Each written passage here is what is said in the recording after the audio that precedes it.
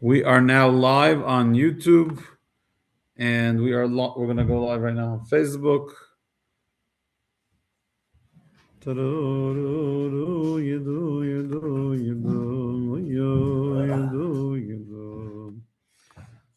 evening, ladies and gentlemen. We're going to share this on a couple of social media platforms. I am running from my house today. We're operating out of my home, so I don't have all the gadgets, so the phone looks a little off, but we're going to make it work.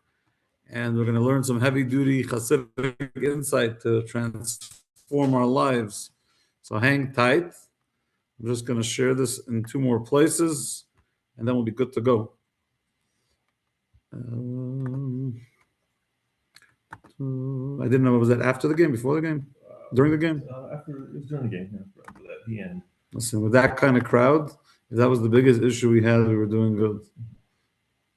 And besides, baking powder cost about 99 cents. I was given 2 bottles. It's not going to do what baking soda does, but sure. The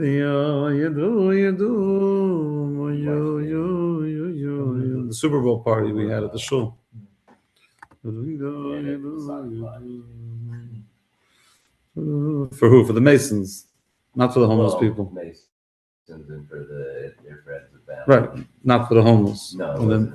When the Masons bring in the homeless, I'll know they care. They talk about, they help, they talk about helping people like every other group. But to hug the actual homeless people. Just to get together. Did you watch it? You excited? Your Seahawks won?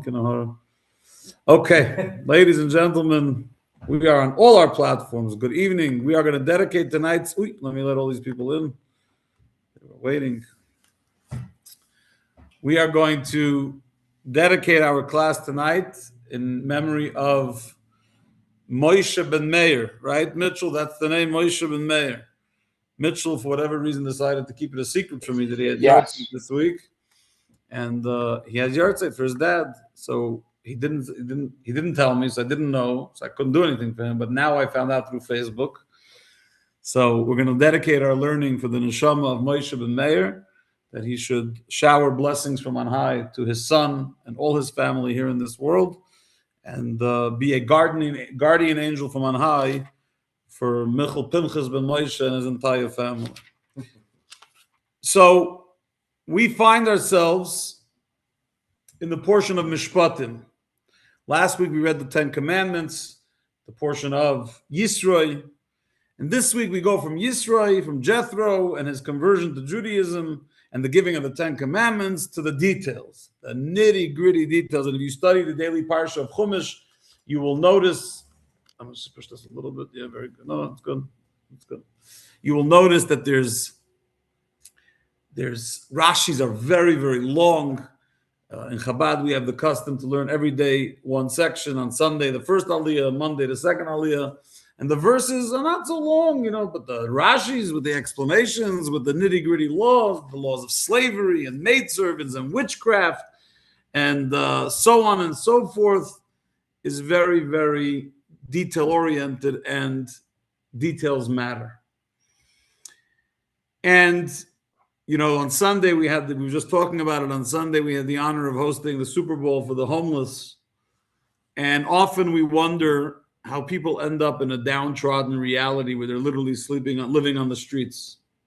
So in America, we like to say it's because of drugs and alcohol.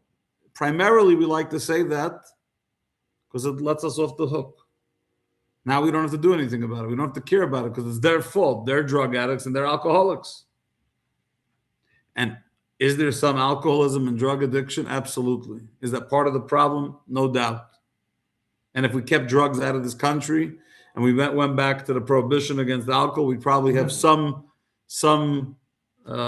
decrease in homelessness and hunger and suffering. But way before drugs were available, there was a reality of people.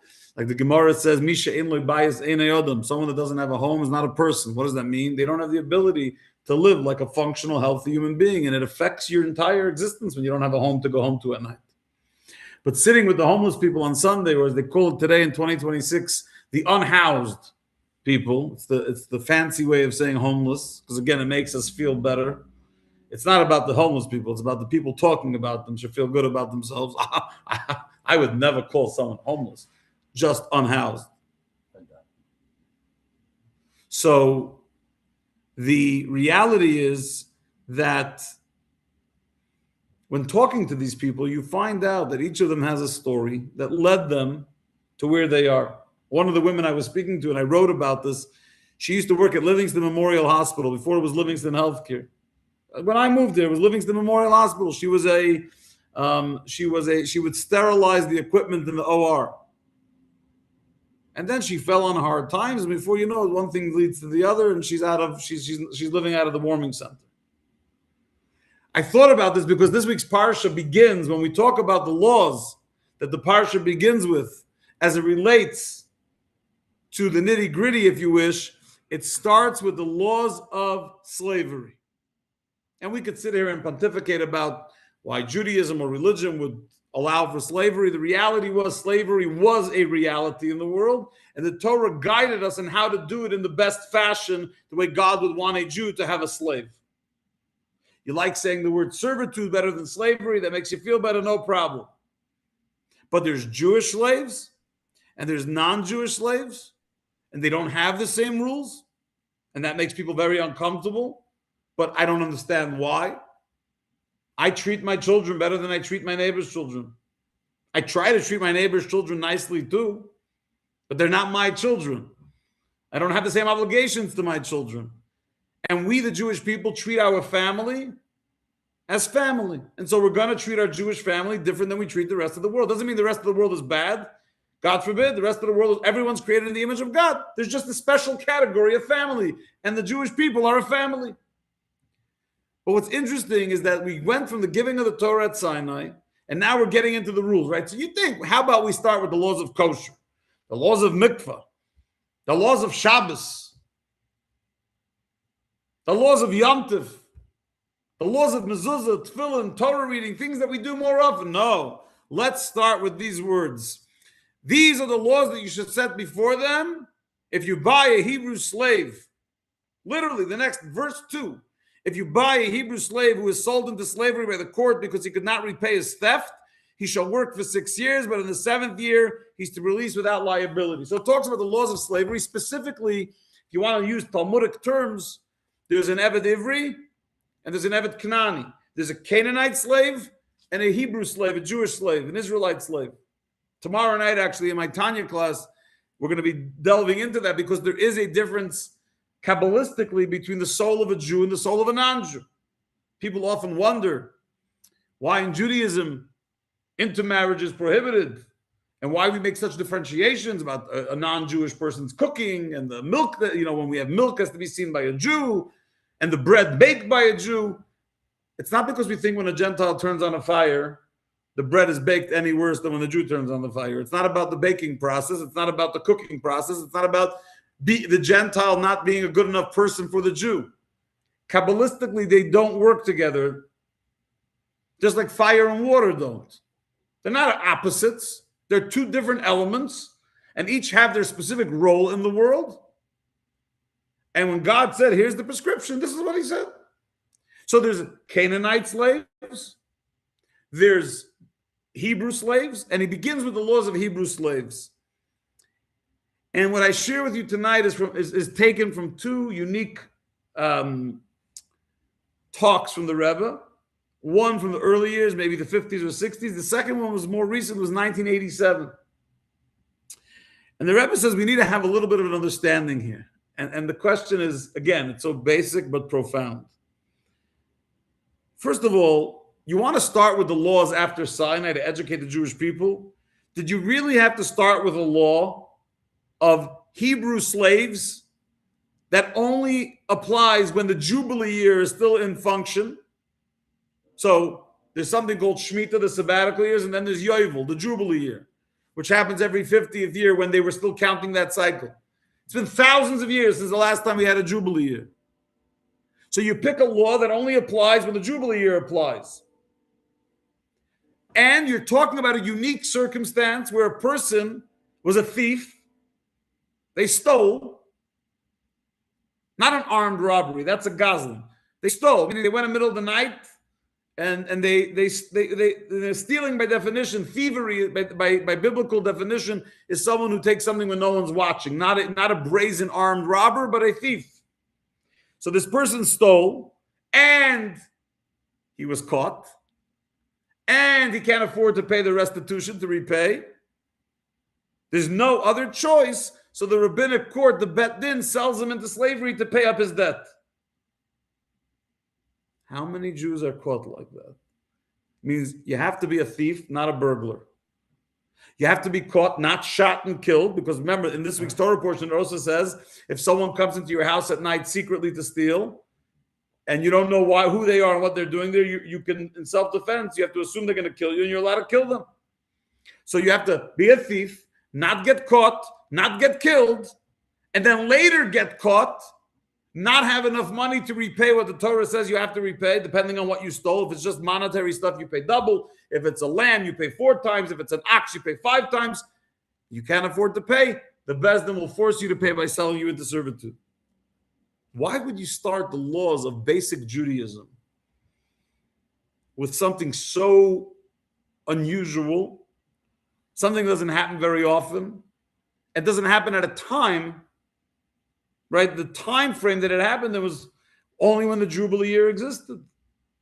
In other words, if you're trying to hone in practical Judaism, why start with such a far-fetched case?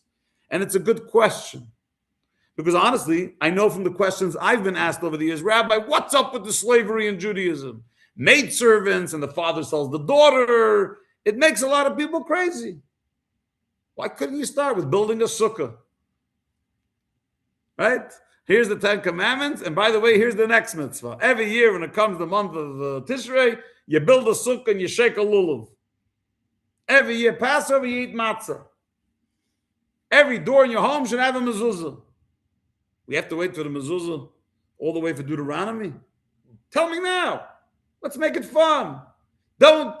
He does mention already last week that we don't mix milk and meat, this week he mentions don't mix milk and meat, but give us some more Jews. Tell us about animals that are kosher, birds that are kosher. Give us some excitement. We don't get that to Leviticus and then later in Deuteronomy. What are you starting with these random laws of slavery, which is a very, very unique case? Furthermore, the only way you can have the laws of slavery for a Hebrew slave is if there was thievery involved. And when do we learn about the laws of thievery? Later in the Torah portion. So first we read about the slave, and only later we learn about the stealing. Why not start with the stealings, and then we'll know eventually how you become a slave. Let the trajectory or the chronology of the verse be according to how it plays out in real life. Thievery comes before slavery. What the Rebbe says, I think, as usual, is so fundamental, because here we could be reading the parsha and just great laws. It's wonderful laws. It's not applicable to me, but it's great laws. I'm never going to be a slave, so I'm fine. The Rebbe doesn't let us get away with that. He wants us to understand how it's very much applicable, and that the Torah chooses this chronology of the verses, and the Torah chooses this mitzvah to begin with, is not for someone else, it's for us. Mitzvahs are divided into 3 categories. And I've said this in many classes, and it's just as important today as it was then. The mitzvahs are divided into edus, chukim, and mishpatim. Mitzvahs that are, I'll start from the harsher ones. Chukim, statute. We don't know why. We have no logic. Our brains don't comprehend it. We do it because God said so. If you would like to know what's included in those type of mitzvahs, going to the mikveh. Immersing yourself in a body of water that makes you pure. There's no logic, because it's not for cleanliness, because there were many Jews that used to go to mikveh and filthy, dirty mikvehs in the Soviet Union because they had to be secret in a basement. So it's not about cleanliness, it's about kosher. It's about purity. Not mixing milk and meat. Sure, Kabbalistically we talk about how milk represents chesed, and which is the attribute of kindness, and meat represents severity, gvura, but that's all mystical stuff. Practically, there's no logic whatsoever to not mixing milk and meat. There's logically having kosher meat sprinkled on your pizza would be unbelievable, except God said no, and that's why we do it. The red heifer, shatnez, not mixing wool and linen. Who came up with that one? We do it because God said so, and we do it with joy despite not understanding its logic. The second set of mitzvahs are nice. It's called edus, testimonies. We do it to commemorate certain things. We eat matzah on Pesach to commemorate the Exodus from Egypt. We sit in the sukkah to commemorate the time we were in the desert. We put on tefillin to remember God's oneness and to remember the Exodus from Egypt. There's things we do that are commemorative. So is it logical? Sometimes, sometimes not, but it's to remember something. There's a reminder there. And then there's mishpatim, which is mostly what our Torah portion and most of big chunks of the book of Leviticus deal with, the second half of Leviticus, which are the commandments that are perfectly logical. The ones that we would technically know even if God would not tell us to do them. For example, the Medrash says we would have learned modesty from cats. Cats, you ever see the way cats go to the restroom versus dogs? Dogs, they stand by a fire hydrant right in front of everyone and they pee, no problem. A cat is modest. We would have learned thievery from ants. They don't steal, evidently. I never inspected ants, so I'll rely on the Medrash. But we would learn not to steal from ants. And yet God commanded us not to rape and not to murder and not to covet and not to bear false witness. So it makes logical sense. And we do it because God said so. So just like we do the mitzvahs that make no sense, no logic, with the joy as if we did make sense, we do the ones that do make sense with the devotion as if they didn't make sense and we were just doing them because God said so. Now, that's a general intro. There's three types of mitzvahs. The mishpatim, as I mentioned, which is the name of our Torah portion, are the mitzvahs that make most sense. And they affect the most mundane aspects of our life, right? This week's Torah portion, there's four types of guardians. When you give a guardianship to someone, either they're getting paid, or they're doing it for free, or they're a renter, or they're a borrower. It talks about real life realities and real impact in your physical and mundane and materialistic life. You could understand it, you could appreciate it, it makes sense. There's a system of law related to your practical life. These mitzvahs are basically the way God brings the Torah, brings his wisdom, brings his infinite light into the most mundane parts of life, into the physical body of a Jew, into the physical realities of a Jew. And where do you see that most? Where do you see this idea that God has a plan for the Jewish body, not just for the soul, for the way the Jewish body lives its physical, materialistic life in this mundane world? You see it with the Hebrew slave. Think of which human being you could think of that is in a lower spiritual realm than a Hebrew Israelite slave. He was caught stealing, was sold into slavery as a result because he couldn't even afford to pay back. He's on the lowest rung of the human condition. And yet, you would think that maybe this person does not deserve for us to go out on a limb for them, to try to make their life better. Definitely not to respect them. They're a low-life slave. They deserve what they're getting. Or as the pundits in American TV say, lock them up and throw away the key. They say that about everyone. Anyone they don't like, lock them up and throw away the key. And you would think as a Jew, this Jew is such a lowlife,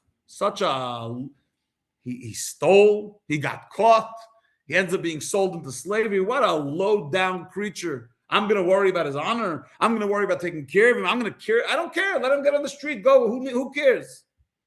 Comes along the Torah and says, no matter how low you think this person is and his choices that he's made in his life, you have to treat him with kindness.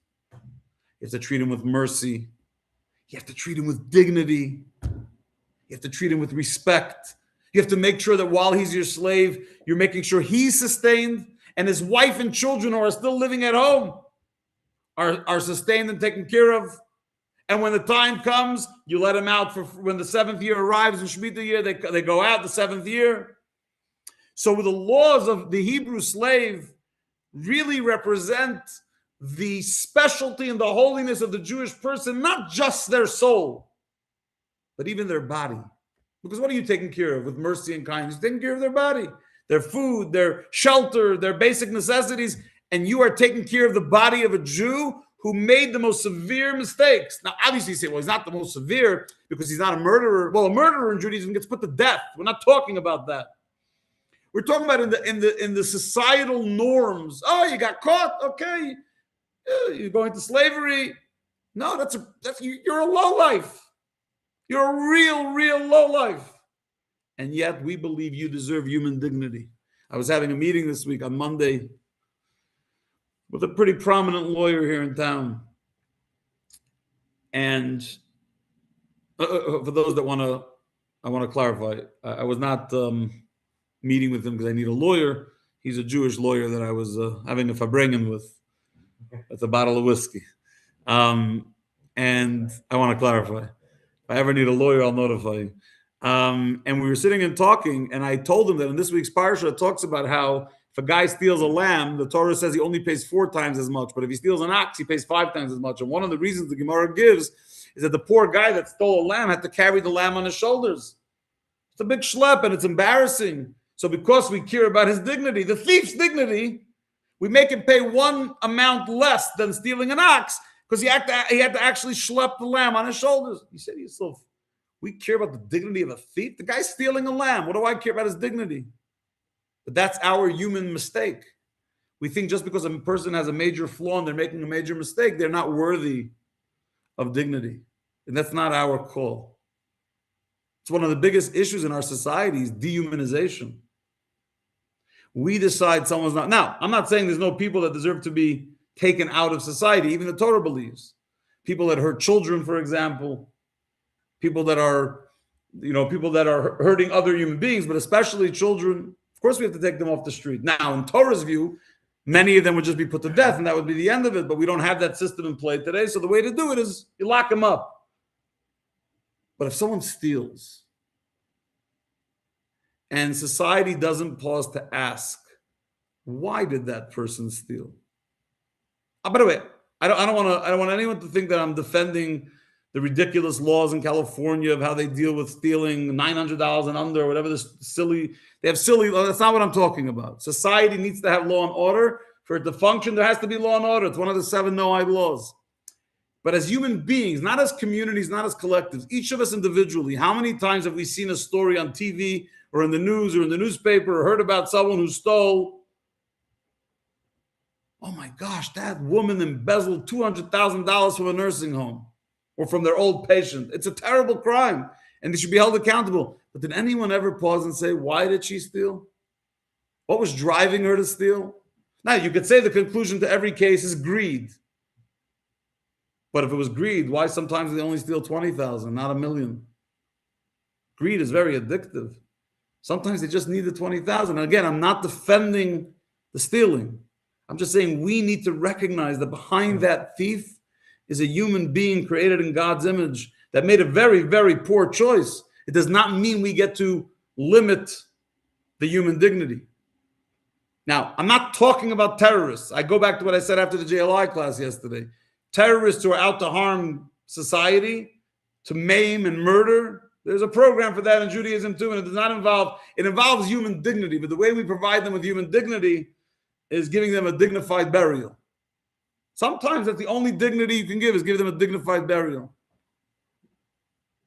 But most of the time, with most petty crimes, with most misdemeanors, but even with most felonies, there's a human being there that fell into whatever circumstance they fell and made some very, very bad choices, and they still need to pay a price for their crime. But we must never forget the human dignity side of it. And the Torah starts Mishpatim by reminding us that there's a human being, an Israelite slave, who ended up where they ended up. And you may think they're a lowlife, and maybe they are a lowlife, and that lowlife deserves human dignity. But it goes even further. It's really the same question, but from a different angle. So I explained, according to what the Rebbe taught, about why we started with a slave, but the question is exacerbated. And how it's exacerbated is the Torah generally tries to start off on the right foot, right? In general, in Judaism, there's a famous term from the Gemara in Bava Basra, in the Talmud of Bava Basra, page 14. It says, we try not to start things off with a negative tale. You got to get to the negative laws, you'll get to it, but you don't have to start off that way. So why would we start off Mishpatim with this negative tale of a thief who stole and got caught and can't afford it? And we just came from the Torah, the giving of the Torah. Is that really where you want to start? So what the Rebbe says is as follows, and it really takes us on an interesting journey into the giving of the Torah. When the Torah was given at Sinai, which we read about last week, divine revelation was everywhere. Divine glory was shining. Everyone was able to see God. We say every time we open the ark, till today, we quote from Deuteronomy, Ata hareis aladas ki Hashem hu Elokim. You have shown us to know that God is our God. Meaning it was a revelation of godliness for every person. And when you have a divine revelation right in front of you, there's no way to transgress God's will. Right when you're standing in front of Hashem and the greatest divinity, infinity, is being revealed to you, you're not capable of, sane human beings are not capable of defying God's will when he's revealing himself to you. But after the Torah is finished, meaning the Torah is now, the giving of the Torah is done, and now we're in Mishpatim, we're in the next Torah portion, and now you don't see God the way you saw him at Sinai. He's hiding, he's in concealment. Matan Torah, the giving of the Torah was Gilui Elokus, was a revelation of godliness that never existed before, never will exist until Mashiach comes. And after the giving of the Torah, when God ascended back to his heavenly abode, if you wish, which doesn't mean literal, it just means that there was concealment. We don't get to see him anymore. We get to a reality where a person may feel like God doesn't see what's going on. God's not paying attention. God's not supervising. God's not directing. And then you could end up doing things that are against God's will. When you see God directing traffic, no one's breaking his rules. Right? The Gemara says, I've shared this before, Ganva pumachtar terachmona karya, that a thief, while he's going into break into someone's house, says, God, please help me. Which means a thief believes there's a God, but clearly he doesn't think God is really supervising and watching every move he's making, because otherwise he wouldn't be doing that. So you have this reality post-Sinai where you feel comfortable enough to break God's rules, including thievery, because you think he's not watching. At Sinai, he was watching. At Sinai, he was watching everything because it was a big revelation. But now that he's not revealed anymore, he's concealed, he's not watching anymore. And so when the Torah talks about a thief right in the beginning of Mishpatim, he's not just talking about a guy that actually goes and steals. He's talking about a mentality. The mentality of the thief is that he does it at night in hiding because he's hoping that no one sees. And the same truth is about a Jew who sins, is that they think they're doing it in hiding because they really believe that God can't see, that God is not watching what they're doing. So the Torah starts the laws of Mishpatim, the detailed, logical laws of Judaism, specifically with the thief who sold due to thievery, because after the Torah was given, you can end up in such a situation because it comes from the premise that God doesn't see, and therefore I could end up stealing. And the only way to fix that is to change the mentality. What's the change in the mentality? To recognize that God sees and watches everything and is directing everything. Right? I was having a meeting this week with a person who I discuss, a practitioner of Ayurveda, which is a form of Asia or Eastern, not medicine, but Eastern eating. It's someone I talked to here, a Jewish person. Some of you know her, it's Paula. So she says to me, we're talking about healthy eating, something I always struggle with and something I always try to do better with. So she says to me, Rabbi, what does Judaism say about keeping a healthy body? Actually, we're learning it in Rambam these days. It's in the daily Rambam. But I said in Judaism, the Torah says clearly, in the 5 books, it says, you need to watch your health. You have to watch your body. So she says, instead of thinking about all this other fluff that's out there, these meditations, how about that should be your meditation? Every time you want to put something in your body, you do something to your body that isn't in sync with God because it's not good for you. Don't just say, quote that verse that says you have to take care of your health. It's a biblical mandate to take care of your health. But it's easier said than done because we have this mentality where we can make this separation between what God asks of us and how we actually live our life. And so a thief represents a person who believes there's a God, just doesn't think God really cares or God's watching because Sinai's over and God is hidden now and I don't have to worry about it. Because he believes that God's there. That's the hypocrisy or the inner contradiction of the Jew. By the way, it's a true point, Baruch, that there is that. Oh my gosh, then human nature is weird like that. You fry short of that. No. He's not a crazy person. He's a spiritual person struggling. A person who believes there's a God and hasn't spent the time internalizing it, so he's not living his life in sync with the values that he knows to be true. How's that different than a Jew who shows up in shul every Shabbos and reads the Torah every week? And he walks out of shul every week and picks at least one thing from the parsha and goes 5 minutes later, breaks that exact rule. Is he a liar? No. Is he a hypocrite? No. He hasn't internalized it. And that's internalization is the hardest part of life.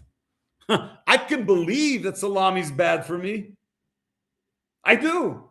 I also believe Mike and eggs are bad for me and humanity. And the red 40 and the yellow 5 and the chleis, whatever else is in there. Or in your case, you believe seed oils are killing people. Very good. I might agree with you. But never to buy something with seed oil. That has to be internalized. And you've internalized it.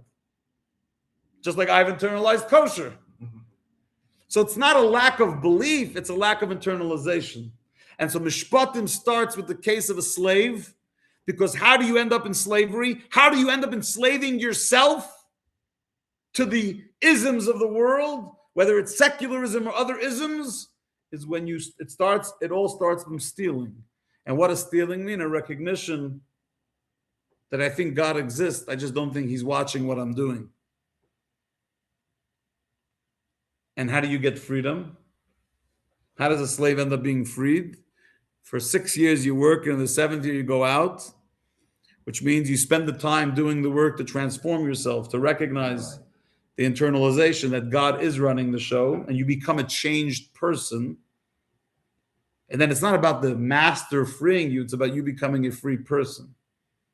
Because the freedom starts from within yourself. And how does that freedom come about? That comes through truly having the internalization. That's a game changer. So you want to know why from Jethro, from Yisro, with the 10 Commandments, we ended up in the case of slavery? Because when you come from the 10 Commandments, now that God is not revealed anymore, the 10 Commandments are over. Now it's where you really, now you get to test yourself to see who you really are. When God's revealing himself, it's Yom Kippur. Of course I'm unholy. Right? That's why the Chassidim had that famous, after Yom Kippur, one of the Rebbes asked his son, what's now? After Yom Kippur, he says, Jetzt darf man erst Tshuvah. Now we first have to do Tshuvah. After Yom Kippur. What does that mean? Now is where it gets now it's where it hits the road. Where the rubber hits the road. What are you made of? Right? What does it say about Tshuvah? Someone that returns to Judaism, it says, how are they going to know if they actually did Tshuvah? If they end up moving to Crown Heights or to Jerusalem, and they live in a bubble where they don't have any of the temptations that they once had, we'll never know if they actually did tshuva, if they actually changed their ways. Take them to 8th Avenue in Manhattan, if that was their temptation. Take them to their favorite treif restaurant and stick them right outside when their favorite dish is being served. And then Neshama's plotzing because it smells like their good, most favorite dish. I remember once, I can't say who, Cinnabon is me. But I remember someone here in Bozeman once, I was sitting in their house learning with them before they moved out of state. And they said, but Rabbi, do you know how good a lasagna with meat on top is? Do you have any idea? I said, absolutely not. I have no idea. I know how good lasagna is. I know how good meat is. But I don't have any clue of how they are together. And I could see in their face when they were speaking about it, they were drooling in my face. Because we had a conversation about kosher. And then, Rabbi, that's a hard one. Do you have any idea? And they went on this whole... And I'm a foodie. I love food. So I understand that something could be delicious. So if someone decides to do tshuva and they never go to a place that has the meat cheese lasagna ever again, that doesn't mean they did tshuva. Because they don't have the opportunity. But if you put yourself in a place where you have the opportunity to go back to your sinfulness and you choose not to because now you're a Jew connected to God, which means you have learned from the mistake of the slave and you see God as the director, you've internalized It's not only when God reveals himself to you. That's a selfish way of living your life. Well, if God revealed himself to me, okay, but he chose not to. He chose to conceal himself. So what? The values are less important. And that is why the Torah begins Mishpatim not with kosher, and not with sukkah, and not with Pesach, and not with mezuzah. Those are all offshoots. Putting up a mezuzah is easy. Building a sukkah, all things considered, is easy. Eating matzah on Pesach, okay, the Jews like kvetching, but it's still easy.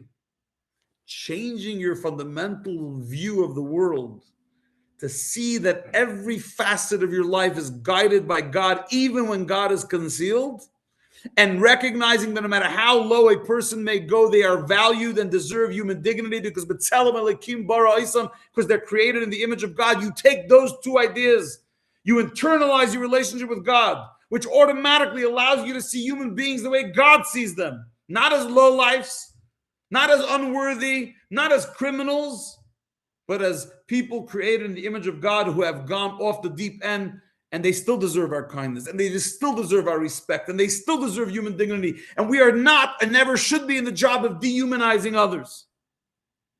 Besides, it's not good for business. And what I mean by that is, after October 7th, everyone started saying these subhumans, talking about the Hamas terrorists, similar to what we've said about Nazis. And it's a big mistake, because when you say subhumans, you make it sound like it's not their fault. No, they're humans who have chosen a path of evil. And that's a choice each of us gets to make. None of us are exempt of the ability of becoming evil. It's a choice we make every day. And the more we internalize godliness, it helps our relationship with God and how we live, not to end up in thievery or other activities that are sort of a reflection of us not really believing that God is in charge. It also guides us beautifully in how we treat other human beings. So in a society that's plagued by divisiveness and dehumanization and delegitimization and trashing of others, and you're this, and you're that, and you're a communist, and you're a fascist, and you're a conservative, and you're a Nazi, you're a neo-Nazi, you're a neo-Nazi. The word Nazi is thrown around the whole day in this country. Meanwhile, the Nazis perpetrated the massacre of 10 million people, including 7 or 8 million Jews, 1 million Jewish babies, and they're calling some people standing in the street because you don't like it, Nazis. You can call them whatever you want, even though it's not nice, but Nazis? But it's all part of the dehumanization, delegitimization. That's not who we are. Jews are expected to live by the Torah values. The Torah values say, have the conversation, share the opinion, but remember, you're connected to Hashem. Hashem is your guide. Hashem is your revelation. And you have to act in sync with that. So the anger and the wrath and the divisiveness and the negativity and lock them up and throw away the key. You're not the judge. You're not the jury. You're not the executioner. You're not even the jail, the warden. You're just another citizen. So the crime is a crime, and crime needs to be dealt with. But stop dehumanizing. It's not good for you. It's not good for your children. And it's not good for the world as a whole. And that is the message of Mishpatim. Be a human being. The four sections of the Code of Jewish Law are meant to guide us to be a healthy human being. That when people see you walking in Ace Hardware or walking in Walmart or walking in Albertsons, they say, I want to be like that. I want to be kind and respectful and merciful like that Jewish person I met. Then you know you're living up to the values. But if they see you screaming in the aisle at someone because you didn't like what they said about some woke issue that you want to think you have to fight about now, you can have discussions. But don't lose your humanity in the process, because when you lose your humanity, it's not a reflection of the person you're screaming at. It's a reflection of you, as I'm going to discuss in tomorrow night's Tanya class, about the various attributes, negative attributes that come about through the 4 elements of fire, water, earth, and air. And with that, I'm going to wish you a wonderful night. May the neshama of Moshe ben Meir have an aliyah. And next Wednesday night, if all goes well, I should be in New York for a wedding. I am going to be at a very dear friend of mine's daughter's wedding. I'm going for one night. So there will be JLI on Tuesday. There will be Tanya on Thursday, where there probably will not be Wednesday night class. If I can figure out an alternative, I will let you know. But otherwise, consider it that there won't be class. It will make your heart grow fonder, and I'll see you back here the following week. Sei gesund, be well, be inspired, be uplifted.